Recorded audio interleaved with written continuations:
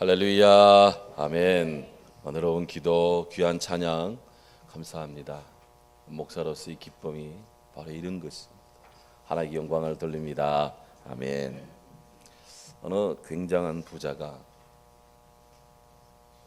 별 이름도 없고 그리고 별품도 없고 초라한 한 수도사를 자기 집으로 초청을 해서 집을 소개시키고 대접을 합니다. 부자는 방방이 진귀한 공예품 또 보물들 온갖 값진 것들로 가득한 방들을 차례로 구경시켜주고는 물었습니다. 무엇이 가장 인상 깊었습니까? 그때 수도사가 발에 힘을 주고 한번 쾅 그렇게 뛴 다음에 말했습니다. 아, 정말 대단하군요. 이 육중한 집의 무게를 견딘다니 땅은 정말 대단해요. 특히 이 바위돌 위에 이런 집을 지었다니 놀라울 따름입니다. 그렇죠? 예. 이런 통찰력을 갖춘 수도사를 우리 주위에서 많이 본다면 우리 삶은 조금은 더 희망적일 텐데. 오늘 베드로 사도께서는 세상에 곳곳에 굴러다니는 돌을 모티프로 삼아서 우리 구주 예수 그리스도를 증거합니다. 그리고 하나님의 뜻을 우리에게 전합니다. 성경에서 이 돌에 대한 용법은 크게 두 측면을 가지고 있습니다. 먼저 돌이 사람들에게 귀속될 때, 사람들에게 적용될 때 사람들의 마음이 크게 어리석고 또 완악한 그 죄에 찬 부정적인 상태를 의미할 때가 많습니다. 일례로 사무엘상 25장에 다윗이 참 공고할 힘이 든 시기가 있었습니다. 그러나 그가 거느린 그와 함께하는 600명의 장정을 떼거리가 먹는 것이 늘 고민스러울 때가 있었습니다. 그때 나발이라는 사람이 양털을 깎고 그래서 참 그렇게 부유한 나발이 양털을 깎으며 뭔가 이렇게 잔치를 벌인다는 그런 정보를 입수한 다윗이 부하 2명을 나발에게 보냅니다. 그래서 이 부하 2명이 나발에게 가서 우리 죽은 다윗께서 이러저러한 형편으로 우리 나발님의 그런 선처 은총을 기대합니다. 했더니 이 나발이 다윗이 누구며 이새의 아들이 누구냐 이렇게 비아냥거리면서 다윗을 멸시했습니다. 이 소식을 들은 다윗이 부하 장정들에게 각기 칼을 차라 그렇게 명을 내립니다. 그러자 즉각 600명의 군대가 무장을 하고 다윗을 따라서 이제 나발이 있는 곳으로 올라갑니다. 이 소식이 바람처럼 나발의 부인 아비가일한테 전해졌습니다. 아비가일은 이들어 두었다가는 큰 일이 당할 줄 알고 급히 다윗의 군대를 위로하며 그리고 나발을 대신해서 사과를 했습니다. 사무엘상 25장 36절에 보면 이렇게 아비가일이 다윗을 만나서 미안하다 하고 또 조그마한 준비한 유물품으로 다윗 군대를 위로하고 막 이렇게 하는 동안에 이 나발의 집에서는 나발이 왕의 잔치와 같은 잔치를 벌였다. 그랬어요. 밤새도록 맛이 됐습니다. 다음날 아침 나발이 포도주에서 깨기를 기다렸던 아비가일이 여보 밤새 잘 잤어? 잘 드셨어? 어제 무슨 일이 있었는지 알아? 하며 다윗이 이야기를 했더니 오늘 성경 사무엘상 25장 37절 38절에 보면 나발이 낙담하여 몸이 돌과 같이 되었더라. 그리고 열흘 후에 여호와께서 그를 친히 죽었다. 그랬습니다. 미국의 역사학자 찰스 비어드라는 분이 계십니다. 이분이 아주 제법 굉장히 두꺼운 그런 역사책을 썼는데 그가 그 역사서를 다 살핀 다음 거의 서문에 이렇게 썼습니다. 그가 역사를 살펴보니 이 땅의 역사 또한 하나님의 섭리 아래 있다. 그래서 이 땅에 있는 모든 역사는 네 가지 엄중한 하나님의 교훈을 바라고 있다.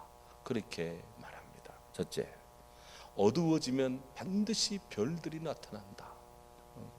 세상이 어려워지면 반드시 별 같은 사람이 나타난다. 예를 듭니다. 요셉, 시내를 지키다가 죄악 가운데 옥중 생활을 합니다. 하지만 그로 인하여 그는 결국 애굽의 총리로 세워지는 순간을 맞이했다. 에스더, 동족 이스라엘이 이란의 페르시아의 그런 실권자에 의해서 집단 학살을 당하는 위기에 처하게 되었습니다. 이때 에스더는 하나님을 믿습니다. 3일 동안 죽으면 죽으리다 그런 마음으로 금식기도 하고, 그 절체절명의 때 도울 힘이 없는 인생을 찾지 못하고 하나님을 의지합니다. 결국 하나님의 은총으로 동족 유대인들을 집단 죽음에서 해방이 됩니다. 대신 하나님을 회방한 원수 하만은 장대에 달려 죽게 되는 그런 하나님의 심판을 목도하게 됩니다. 찰스 비어드는 성경에 이런 예를 들면서 세상에 부조리가 가득하고 죄악의 어둠이 가득하여 낙담하게 될 때에도 하나님의 구원을 우리가 믿고 의지하면 소망의 구원의 별들이 나타난다. 그렇게 역사의 교훈이 있다 전합니다. 두 번째로, 꿀벌이 꽃에서 꽃가루를 취할 때 꽃가루는 탈취하는 것 같아도 꽃은 실제 수정이 되고 열매를 맺게 된다. 공고함이 인생의 모든 좋은 점을 강화한다. 그렇게 말씀합니다. 우리가 알거니와 하나님을 사랑하는 자, 그 뜻대로 부르심을 입은 자들에게는 모든 것이 합력하여 선을 이루느니라. 바로 그것입니다. 세 번째는 하나님의 심판의 맷돌은 천천히 돌아가는 거지만 계속해서 돈다라고 하는 거예요. 그래서 사람들이 단견으로 하나님의 공의가 없다, 하나님의 이 의가 사라졌다 그렇게 한탄하고 그렇게 판단하는데 지레 그렇게 할 것이 아니라는 겁니다. 왜냐하면 하나님의 연자 방안은 서서히 돌아가지만 완전하게 갈아치우기 때문에 그렇다라는 거예요. 롱펠라우라는 미국의 시인은 그래서 이런 시를 지었습니다.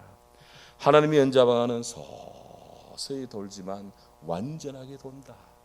Got to mill grind slowly but surely. 하나님이 돌리는 연자 방안은 천천히, slowly, 천천히, but 그러나 surely, 확실하게 돈다. 그랬습니다. 잠언 12장 7절에 악인은 엎드려져서 소멸되거리와 의인의 집은 서 있으리라. 아멘. 네 번째, 하나님의 심판을 받아 멸망하는 자는 언제나 마음이 굳고 그리고 교만하다. 일례로 성경에 하나님께서 이집트 왕 바로를 책망할 때, 헤스본 왕 시온을 멸망시킬 때 그 특징적인 억구, 그들의 마음이 완악하고 강팍했다 그랬습니다. 이처럼 누구나 자기 자랑, 자기 의지, 자기 교만, 권세욕으로 강화되고 그렇게 팽창할 때 그때가 패망의 때입니다. 우리가 교만하면 멸망한다 생각하지만 그것보다도 교만 자체가 하나님의 심판이다라는 거예요. 하나님의 심판의 전이 강력하고 살아있는 산돌의 심판입니다. 오늘 성경에서 돌은 이렇게 인간의 마음이 부정적이고 교만하고 완악한 그런 측면에서 적용됩니다. 동시에 성경에서 돌은 신앙적인 면에서도 활용이 되는데, 특별히 오늘 베드로께서 3절 4절에 예수 그리스도를 다양한 돌을 가지고 우리 주님을 소개합니다. 예수님은 보배로운 산 돌이시고, 예수님은 모퉁이 돌이시고, 예수님은 사람들이 버린 돌이시고, 예수님은 부딪히는 돌이고, 예수님은 걸려 넘어지게 하는 돌이다 그랬어요. 지난 주일에도 일단 말씀을 드렸지만 베드로의 일련의 여러 돌을 가지고 표현한 이 표현들은 우리 예수님을 드러내고 증거하는 것인데, 궁극적으로 예수님이 거룩한 교회의 기초가 되시고 예수님의 가르침이, 그리고 그분의 구원의 능력이 사실 성경과 세상에 사는 모든 사람들에게 절대적으로 필요하다라는 것을 웅변하고 있는 것이다 하는 거예요. 오늘 베드로는 먼저 예수님을 산도, the living stone이라고 말합니다. 보배로 흠사한다. 일찍이 야곱이 요셉을 축복할 때 이렇게 축복했습니다. 요셉의 팔이 도리어 건강하며 그의 팔에 힘이 있으니 야곱의 전능자의 손을 힘입음이라. 그로부터 이스라엘의 반석인 목자가 나는도다. 이스라엘의 반석인 스톤, 이스라엘의 돌인 목자가 나는도다. 아시다시피 요셉은 야곱의 11번째 아들입니다. 형들의 시기를 받습니다. 은 20냥에 애굽으로 팔려갑니다. 참으로 긴 순환의 그런 고통의 시간을 보냅니다. 아버지 집에 있을 때는 채색고 비단의 옷을 입고 있던 귀한 이 아들이 그야말로 애굽에서는 온갖 이 낮은 일들, 온갖 일들을 다 하는 노예가 되었습니다. 결국은 주인과의 신의를 지키다가 모함을 받아 그는 감옥에 갇힙니다. 주인 부인님의 주인 사모님의 유혹을 거절한 대가로 감옥에 갔다 이거예요. 기가 막힐 일입니다. 하지만 그는 감옥에서도 전옥의 전수의 감옥 간수의 그런 그 은혜를 받습니다. 보니 요셉의 손길이 가는 곳마다 잘 되거든. 그래서 감옥 안에 있는 모든 일들을 요셉에게 다 부탁했어요. 그러는 중에 왕의 신하들의 꿈을 해석합니다. 그는 참으로 하나님의 은혜를 받아 결국 바로 왕의 꿈도 해석합니다. 7년 풍년, 7년 흉년의 비전을 해석합니다. 이로써 탁월한 능력을 인정받은 이 요셉이 일약 애굽의 총리가 됩니다. 노예가 총리가 되는 거예요. 요셉으로 인해 애굽이 복을 받았습니다. 총리 요셉의 탁월한 이 지혜와 식견과 리더십 그리고 위기 대응 조치는 애굽에 닥친 7년 풍년 뒤의 흉년을 완벽하게 극복합니다. 뿐만 아니라 연속적인 기간으로 고생하는 주변국의 모든 사람들에게도 시혜를 베풉니다. 당연히 요셉은 아버지 그리고 형들, 그 형수들, 집안의 조카들을 다 거의 애굽으로 저희 집으로 초대를 했고 그리고 그들이 그 흉년을 극복하며 편히 살 수 있도록 그런 조치를 취합니다. 하나님께서 요셉을 통해 얼마나 많은 일을 하셨습니까? 하나님께서 이스라엘 백성들을 주의 애굽 땅 백성들을 하나님의 양들처럼 돌보시고 돌처럼 반석처럼 그들의 의지할 힘이 되어 주셨다 하는 거예요. 요셉은 하나님의 섭리를 찬양합니다. 이렇게 말합니다. 하나님이 큰 구원으로 당신들의 생명을 보존하고 당신들의 후손을 세상에 두시려고 나를 당신들보다 먼저 이 애굽 땅에 보냈습니다. 그런즉 나를 이리로 보내면 형들 당신들이 아니고 하나님이십니다. 크리스찬의 구석사적 해석입니다. 역사를 보는 분이에요. 이것이 크리스찬의 세계관입니다. 요셉을 통해 아버지와 집안 온 형제들 온 땅을 구원하시는 하나님의 구원의 역사는 오늘 이 시간에도 복음의 선지자들을 통해서 이 역사 속에 강력하게 증거되고 있다 하는 거예요. 우리 예수님 말합니다. 무릇 이 돌 위에 떨어지는 자는 깨어지겠고 이 돌이 사람 위에 떨어지면 그를 가루로 만들어 흩으리라 그랬어요. 산돌이신 우리 주님 죄악을 이기십니다. 산돌이신 우리 주님 죄인을 용서하십니다. 산돌이신 우리 주님 십자가 부활의 주 생명의 예수 그리스도다. 우리 주님 그렇게 말씀합니다. 오늘 성경은 또한 예수님을 모퉁이 돌이라 코너스톤 모퉁이 돌이다 그렇게 소개합니다. 모퉁이 돌은 이 건축하는 사람들이 이 공사할 때 참 중요하게 다룹니다. 건물의 기초를 이루는 돌이거든요. 저 많은 교회를 건축해 보지 않았습니다. 한 13번 정도 교회를 건축해 봤는데요. 그때 벽돌을 쌓을 때 조적공들이 그 기능공들이 하는 말, 이 벽돌을 쌓을 때 어느 부분이 제일 신경 쓰입니까? 했더니 목사님 기초에다가요 첫 줄을 놓을 때가 제일 신경 쓰입니다. 그것도 첫 단을 놓을 때 모퉁이에 탁 보라나 탁 놓을 때 요게 제대로 낮아야지. 이게 삐뚤게 낮으면 계속해서 빗나가고요. 이게 수평이 안 맞으면 나머지 건물 자체가 위험해집니다. 그래서 이거 놓을 때 수직과 수평 그리고 다 이 모든 것들이 갖춰지는 그 모퉁이에 다 벽돌아 놓는 것이 그렇게 중요하다. 이걸 놓는 거 보면 그분의 기능의 솜씨를 알 수 있다. 모퉁이 돌입니다. 그 돌 하나로 우측의 벽과 좌측의 벽이 연결이 되고 아래의 돌과 위의 돌이 연결이 되고 그렇게 해서 쌓아간 집들이 거대 아름다운 정말 이 멋진 집이 된다 하는 거예요. 예수님을 모퉁이 돌로 비유합니다. 예수님께서 교회의 기초이시고 예수님의 가르침과 믿음이 교회를 세우는 근본적인 역할을 한다 하는 거예요.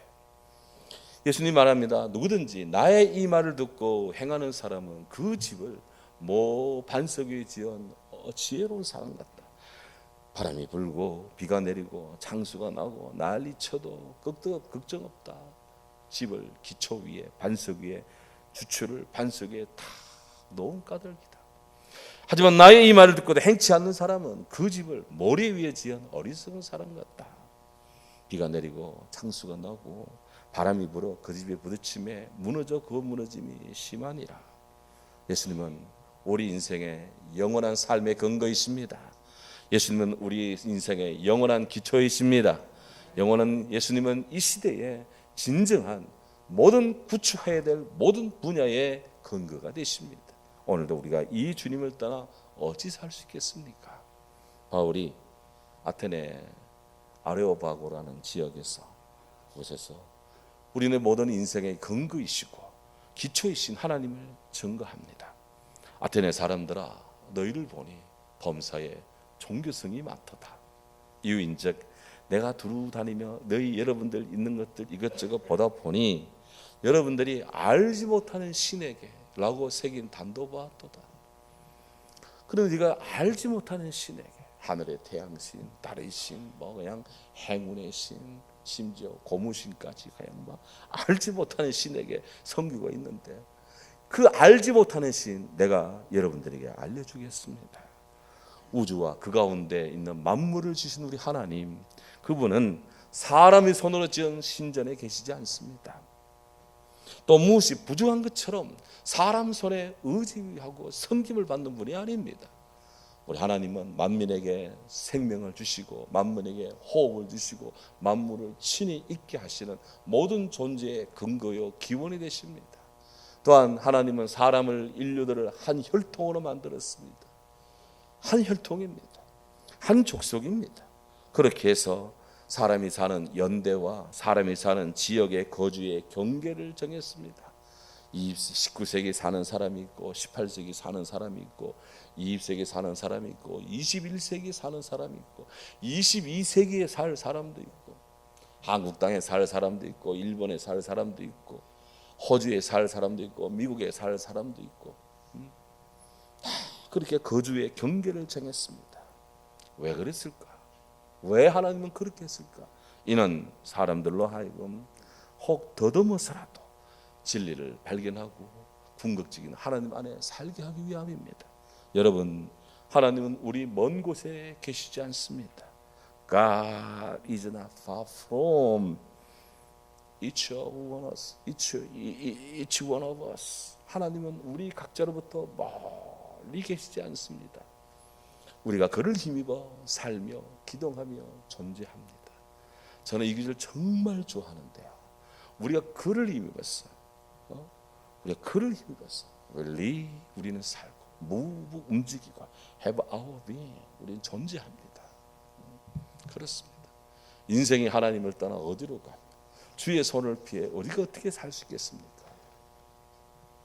교회는 모퉁이 돌이신 예수님 안에 우리 주님을 통해 우리 예수로 말미암아 우리가 존립합니다. 우리 그리스도인들은 바로 예수 그리스도 모퉁이 돌이신 예수님 안에 in Jesus Christ, 예수님을 통해 through Jesus Christ, 예수님 말미암아 by the Jesus Christ, 예수님을 통해서 우리가 살며 존재하며 사랑하며 일하며 그렇게 설 수 있는 줄로 믿습니다. 바울은 증가합니다. 너희는 사도들과 선지자들이 터 위에 세우심을 입은 자라. 그리스도 예수 안에 있는 모퉁이 돌이 되었다. 그렇습니다. 그 안에서 건물마다 서로 연결되고 주 안에 성전이 되어가고 너희도 성령 안에서 하나님이 거하실 처소가 되어가느니라. 요즘은 연결의 시대, 네트워크가 중요한 시대지만 SNS 통한 네트워크도 중요하고 소통도 중요하지만 예수 그리스도 안에서 연결되는 것이 중요하다는 거예요. 예수님 안에서 하나님과 연결되고 예수님 안에서 사랑하는 교회와 진리와 성도들과 사랑하는 이웃과 식구들과 내 자녀들과 그렇게 연결되는 게 중요해요. 그리스도 안에서. 고로 우리는 주님께 사랑하시는 예수님을 통해 형성한 교회를 소중히 여겨야 됩니다. 초대 시리아 교회 무명한 성도가 교회를 하찮게 여겨서는 안 됩니다 라는 이런 글을 썼더라고요. 제가 교부들이 가르치는 책을 보다 보니 이런 가르침이 있어가지고 오늘 여기 소개합니다. 모든 일을 자녀로 기르시는 가식인 교회를 하찮게 여겨서는 안 됩니다. 또한 주님의 은혜가 우리들의 아픈 마음을 튼튼하게 만드는 것을 생각할 때 우리들의 마음의 교회, 우리들의 영혼의 교회도 하찮게 여겨서는 안 됩니다. 우리 성도님들 영혼 속에 이루어지는 주님 안에서의 교회를 하찮게 여겨서는 안 된다는 거예요. 동시에 우리는 저 위 하나님 나라의 교회를 갈망해야 됩니다. 그 교회는 모든 성도를 완전하게 하기 때문입니다. 지상의 교회 소중합니다. 보이는 가시적인 교회 소중합니다. 더불어 보이지 않는 불가시적인 우리 안에 이루어지는 성령 안에서의 교회 소중합니다. 동시에 역사 속에 예수 그리스도 때부터 지금까지 역사의 모든 성도들이 갈망했던 하나님 나라, 영원한 하나님 나라 교회를 우리는 삼아야 된다 하는 거예요. 오늘 7절에서 베드로는 이어서 예수님을 보배로운 돌, 프리셔스 스톤이라고 그렇게 증가합니다. 예수님을 보배라 비유하는 것은 예수님이 가치와 존귀함을 증거하는 거예요. 찬송했습니다. 주 예수보다 귀한 분은 없네. 주님은 이 천국의 보배가 얼마나 귀한지 이런 비유를 했습니다. 천국은 마치 밭에 감추인 보화와 같으니 사람이 이를 발견한 후 땅에 숨겨두고 기뻐하여 집에 돌아가서 자기 있는 모든 집안의 이 가산 도구 다 그냥 팔아서 그 밭을 사버렸다. 왜? 그 밭 안에 보물이 있으니까. 천국은 마치 그와 같다. 천국 마치 좋은 진주를 구하는 장사와 같으니 극히 값진 진주 하나를 발견함에 자기 소유를 다 팔아 그 진주를 샀느니라. 여러분 놀라운 이야기입니다. 보배로우신 예수님, 우리의 몸과 마음과 삶의 모든 것, 물질과 시간을 다 들였으라도 우리가 추구하고 우리가 사랑해야 될 분이 누구십니까? 예수 그리스도, 우리의 보배인 줄로 믿습니다. 집에 다이아몬드는 없고 곳에 값비싼 금은 없어도 우리 주 예수님이 우리 땅에, 우리 안에 있으며 세상의 그 어떤 보배보다 귀한 줄로 믿습니다. 오늘 7절에 예수님은 또한 버린 돌이다. 버린 돌. Rejected stone. 버린 돌이다. 버린 돌은 이를 알아보지 못한 건축자들이 버렸지만 그러나 나중에 이를 알아본 건축자가 그것을 귀하게 썼다는 거예요. 예수님은 세상의 사람들에게는 버려집니다. 십자가에 못 박혀 죽습니다. 말씀이신 하나님이신데 그냥 땅에 왔지만 여관 주인이 예수님을 알지 못하고 사람들이 예수님을 알지 못해서 아기가 누울 곳도 없어요. 그래서 주님은 부유에 눕습니다. 짐승의 밥통 죽통에 눕습니다. 이는 여관에 있을 곳이 없다. 세상에 알지 못합니다. 고향 사람들도 예수님 알아주질 못합니다. 사람들 예수님이 훌륭한 선생님인 건 아는데 그 말씀이 우리가 뛰어나면 알지만 그 말씀을 믿고 따르기를 주저주저 합니다. 심지어 로마 정부도 예수를 십자가 못 박아 죽입니다. 우리 예수님은 버린 돌입니다. 하지만 우리 주님은 구원이십니다. 걸려 넘어지는 돌, 그를 믿는 자는, 믿지 않는 자는 걸려 넘어집니다. 예수님 때문에 걸려 넘어집니다. 하지만 예수님을 믿는 자는 그분 때문에 우리가 살게 됩니다. 구절을 믿지 않는 것은 하나님이 우리 인생의 걸림돌이 아니라 오늘 성경에 따르면 그들이 말씀에 순종하지 않았기 때문에 그렇다 그랬어요. 그런 면에서 아무리 제가 생각해도 어릴 때부터 예수님을 알고 어릴 때부터 예수님을 알았고 그분을 사랑했고 주님을 사랑하며 지금도 주님을 위해 갈망하고 있다는 이것이 제 인생의 최고 큰 행운이요 축복이다 하는 거예요. 예수님 말씀합니다. 하나님이 그 아들을 세상에 보낸 것은 세상을 심판하려 하심이 아니다. 그로 말미암아 세상이 구원을 받게 하려 하십니다. 아멘. 그를 믿는 자는 심판을 받지 아니하는 것이요 믿지 아니하는 자는 독생자의 이름을 믿지 아니함으로 벌써 심판을 받은 것이다. 우리 예수님 안에 걸려 넘어지지 않은 돌과 동시에 버림받은 돌과 동시에 보배로운 이름이 그대로 같이 있다. 이것이 정죄는 이것이니 곧 그가 빛으로 세상에 왔을 때 사람들은 자기 행위가 악함으로 빛을 미워하여 빛으로 오신 예수님을 영접지 아니하였다. 그러나 진리 안에 있는 자들은 빛으로 오신 주님을 따르고 그분을 따름으로 행운이고 복되다. 사랑하는 여러분, 우리는 어느 쪽입니까? 예수를 모른다고 하는 쪽입니까? 예수님을 따라가는 쪽입니까? 예수님 내 인생의 최고의 로또요 행운이라 생각합니까? 예수님을 그저 그냥 지나가는 그냥 동네 이름으로 생각합니까? 이제 우리 보배로운 산돌, 모퉁이 돌, 버린 돌, 부딪히는 돌, 걸려 넘어지게 하는 돌, 내가 궁극적으로 세야 될 영원한 반석이신 예수 그리스도 우리 주님을 잘 믿고 성령이 가시는 신령한 집으로 세워져서 예수님 말미암아 하나님이 항상 기쁘게 받으실 신령한 예배를 드릴 거룩한 제사장 하나님의 사람 되기를 주의 이름으로 축원합니다. 아멘. 귀하신 주님 감사합니다. 예수님